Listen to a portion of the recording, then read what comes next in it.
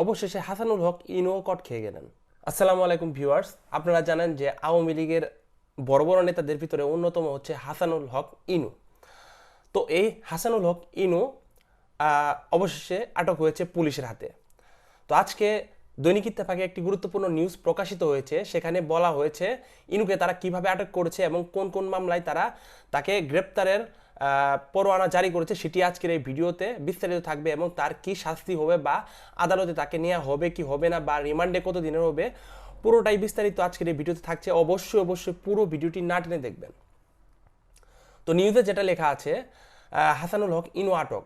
14 দলের অন্যতম শারিক জাতীয় সমাজতান্ত্রিক দলের জাসদ সভাপতি ও সাবেক মন্ত্রী হাসানুল হক ইনুকে আটক করেছে ঢাকা মহানগর পুলিশের গোয়েন্দা বিভাগের ডিবি সদস্যরা।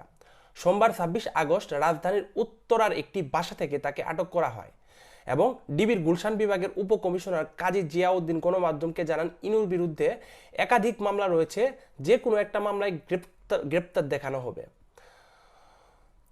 তো উত্তরার একটি বাসা থেকে তাকে গ্রেপ্তার করা হয়। দেখেন, পাপ কখনো বাপকে ছাড়ে না। তার অনেক টাকা পয়সা, কিন্তু সে কোনোভাবে পালিয়ে ঢাকা থেকে অন্য কোনো জায়গায় যেতে পারেনি। আর এই একটা পরিস্থিতিতে শুরু হয়েছে বন্যা, যার কারণে কেউ ঠিকভাবে পালাতে পারেনি। অনেকেই যাওয়ার পথে মারা গেছে, অনেকেই যেতেই পারেনি, অনেকেই পুলিশের কাছে ধরা পড়েছে। এই হচ্ছে বর্তমান পরিস্থিতি। তো তার বিরুদ্ধে যেহেতু অনেক মামলা রয়েছে, গ্রেপ্তারের পর যে কোনো একটা মামলাকে তারা দেখাবে যে এই মামলার আন্ডারে তাকে গ্রেপ্তার করা হয়েছে, যেহেতু মামলা অনেক। সাবেক তথ্যমন্ত্রী হাসানুল হক ইনু আওয়ামী লীগ নেতৃত্বাধীন রাজনৈতিক জোট কেন্দ্রীয় 14 দলের অন্যতম গুরুত্বপূর্ণ নেতা।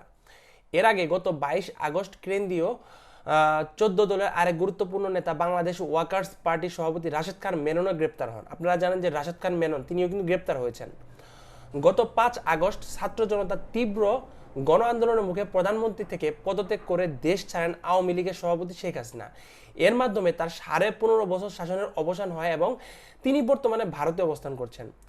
তিনি কিন্তু তার জায়গাটা ঠিক রেখেছেন, কিন্তু তার যে নেতাকর্মী তাদের কি হলো বা তাদের ভবিষ্যৎ কি, সেটা কিন্তু তিনি আসলেই আগে থেকে পূর্বাভাস দিতে পারেননি, যার কারণে শুধু তিনি চলে গেছেন আর সব নেতারা দেশেই রয়েছেন।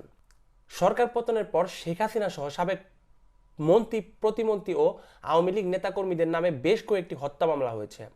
আপনারা জানেন যে পুরো বাংলাদেশের যে ছাত্র আন্দোলনে অনেক মানুষ মারা গেছে, সেই সব মানুষদের হত্যা মামলার আসামি কিন্তু করা হয়েছে আওয়ামী লীগ যে বড় বড় নেতা। প্রত্যেকটা মামলাতে বড় বড় এক এক নেতা রয়েছে, আবার এমনও মামলা রয়েছে এক হত্যা মামলাতে প্ররোচনার অভিযোগে আওয়ামী লীগের বড় বড় নেতাদের তারা গ্রেপ্তার দেখিয়েছে, এমনটা হয়েছে। এসব মামলায় এরই মধ্যে গ্রেপ্তার হয়েছে ক্ষমতাচ্যুত সরকারের বেশ কয়েকজন মন্ত্রী, প্রতিমন্ত্রী। এর মধ্যে আছেন আওয়ামী লীগের যুগ্ম সাধারণ সম্পাদক, সাবেক সমাজ কল্যাণ মন্ত্রী দীপু মনি, সাবেক আইনমন্ত্রী আনিসুল হক, সাবেক প্রধানমন্ত্রীর উপদেষ্টা সালমান এফ রহমান, সাবেক পাটমন্ত্রী গোলাম দস্তগীর গাজী, সাবেক ডেপুটি স্পিকার শামসুল হক টুকু এবং সাবেক প্রতিমন্ত্রী জুনায়েদ আহমেদ পলক, সাবেক উপমন্ত্রী আরিফ খান সহ অনেকেই। তো এই হচ্ছে বর্তমান পরিস্থিতি।